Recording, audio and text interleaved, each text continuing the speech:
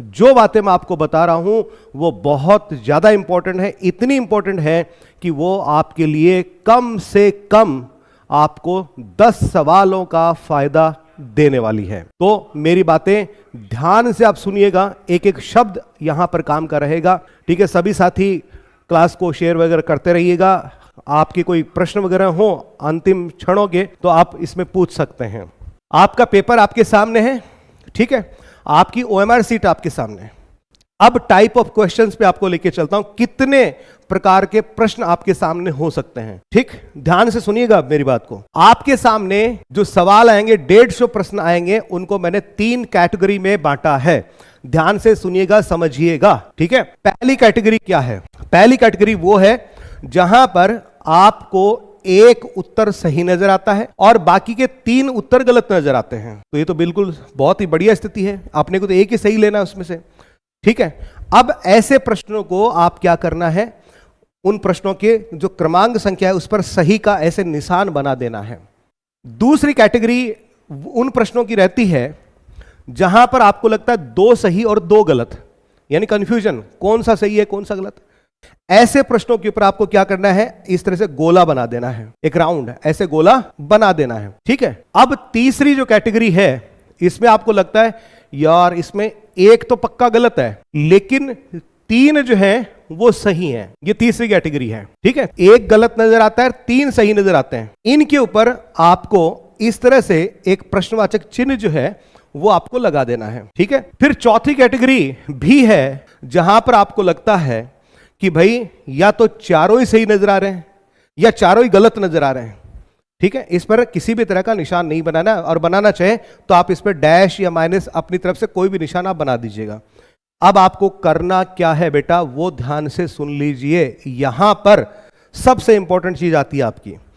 अब इस तरह से आपका पेपर है, 4 कैटेगरी के क्वेश्चंस मैंने आपको बता दिए। मान लीजिए इस एक पेज के ऊपर जैसे 9 सवाल हैं, ठीक है, ध्यान से सुनिएगा। मान लिया इसमें एक पहला सही, दूसरा सही, तीसरा सही, चौथा सही, 5वां सही, ये 5 तो बिल्कुल आपकी करेक्ट हैं। लेकिन 3 प्रश्न ऐसे हैं जहां पर आपको 2 सही 2 गलत नजर आ रहे हैं, उन पे गोला बनाइए। और एक प्रश्न ऐसा है जहां पर आपको चारों ही विकल्प गलत या चारों ही विकल्प सही, यानी आप उस प्रश्न के बारे में कुछ नहीं जानते, ठीक है। उस पर आप या तो कोई निशान मत बनाइए, बनाते हैं तो ऐसे माइनस का निशान बना दीजिए इस पे। क्लियर? अब यहां पर एक और इंपॉर्टेंट चीज, जो OMR सीट है, अब आपको पेपर कैसे हल करना है उस पे गौर कर लो, क्योंकि ये निशान बनाना है ना, ये फिर बेफालतू हो जाएगा। कैसे हो जाएगा वो ध्यान से सुनो। आपको क्या करना है, एक पेज ऐसे हल किया, दूसरे पेज में मत जाना। पहले आप क्या करेंगे, एक पेज पे इस तरह से निशान बनाए, जो सही वाले निशान हैं उनके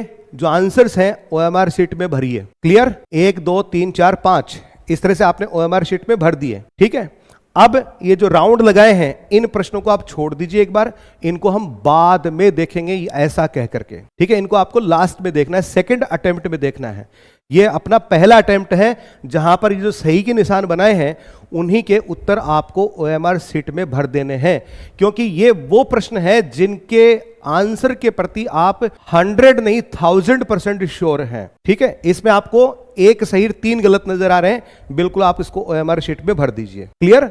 अब ऐसा करके अगला पेज खोलिए, सेम प्रोसेस अपनाइए और इस तरह से आप 150 प्रश्नों तक अंत तक पहुंच जाइए, ठीक है। अब क्या करें, अब फिर से उस पे आते हैं। मान लिया आपने ये जो टाइप फर्स्ट वाले क्वेश्चन हैं, ये 110 सवाल कर दिए। कितने सवाल कर दिए बेटा आपने? 110 सवाल, ठीक है। अब OMR शीट पे भी आपने भर दिया।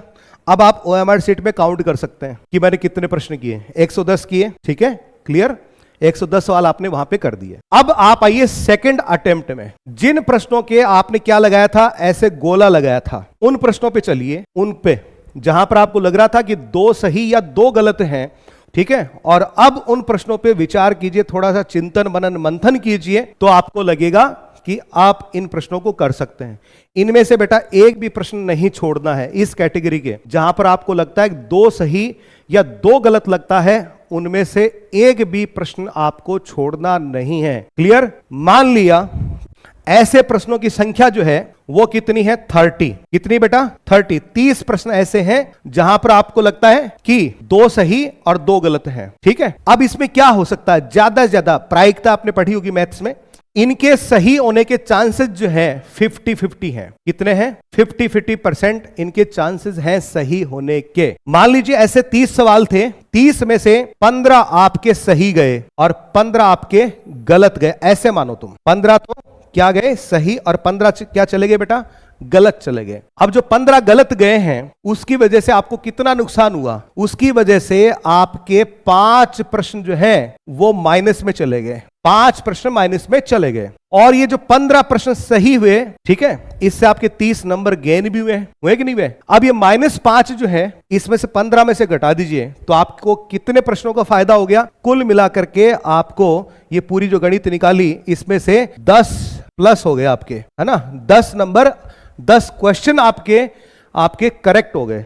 तो वो 10 किस में जुड़ जाएंगे? इसमें जुड़ जाएंगे। अब चलो इधर, जहां पर आपको लगता है कि यार एक ऑप्शन जो है बिल्कुल पक्का ही गलत है, बाकी जो 3 ऑप्शन हैं उनमें से मेरे को सारे ही सही नजर आ रहे हैं, उनमें से मेरे को सारे ही सही नजर आ रहे हैं।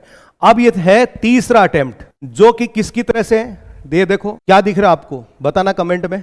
क्या है? मुंह माखी को छातो, आपने मारवाड़ में किया आग्रह है, ठीक है, यानी बी हाइव इंग्लिश में कहते हैं अपन, और मधुमक्खी का छत्ता हिंदी में कहते हैं। ये बेटा मधुमक्खी के छत्ते में हाथ डालने के बराबर है। ठीक है, तो इस मधुमक्खी के छत्ते में हाथ यदि डालो तो पूरा कवच वगैरह पहन करके, फिर ग्लव्स वगैरह पहन करके फिर ही हाथ डाल सकते हो, ऐसे नहीं डाल सकते।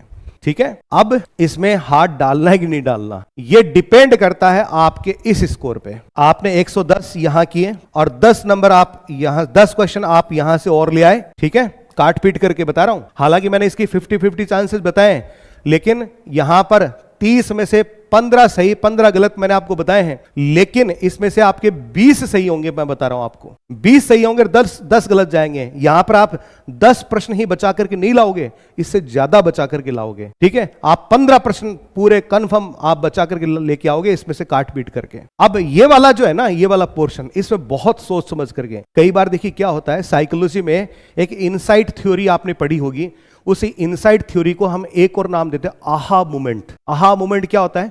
कई बार कोई प्रश्न आपको पहली बार आपने देखा, आपको नहीं मतलब समझ में आया, लेकिन आप दूसरी बार या तीसरी बार जब वापस उस प्रश्न के पास लौट करके आते हो ना, तो अचानक से आपके अनकॉन्शियस माइंड में से उसका आंसर निकल करके आता है, आहा आई गॉट इट, हाँ अब मिल गया जी इसका उत्तर। This is called the aha moment theory. तो बेटा ये आहा मोमेंट थ्योरी यदि काम कर जाए एकाध प्रश्न पे, तो एकाध प्रश्न इसमें से कर लेना, बाकी का मैं सलाह देता हूं कि इसमें हाथ मत डालना, क्योंकि ये क्या है? मधुमक्खी का छत्ता। ठीक है, इसमें हाथ मत डालना। यहां से आपकी क्या चीज शुरू हो जाती है? यहां आपकी शुरू हो जाती है विशुद्ध रूप से आपकी नेगेटिव मार्किंग। वो बच्चे जो कहते हैं यदि मैं नेगेटिव मार्किंग का शिकार नहीं होता तो मेरा सिलेक्शन हो जाता, ये वो विद्यार्थी हैं जो सिलेक्शन के दायरे में हो सकते थे, लेकिन मेरी वाली ये स्ट्रेटजी उन्होंने नहीं अपनाई और इस वजह से वो और प्रश्न करके गए और फिर नेगेटिव मार्किंग का शिकार हो गए। ये वो है, ठीक है, ये वो वाला है मुंह मक्खी का छत्ता, मधुमक्खी का छत्ता। ठीक है, हमारे यहाँ मुंह मक्खी बोलते हैं उसको, ठीक है, वैसे मधुमक्खी बोला जाता है हिंदी में। ठीक है, और इंग्लिश में आप इसको क्या कहते हैं? Bee hive. तो ये हाइव्स का, भाई बी का क्या है? हाइव्स है, छाता है।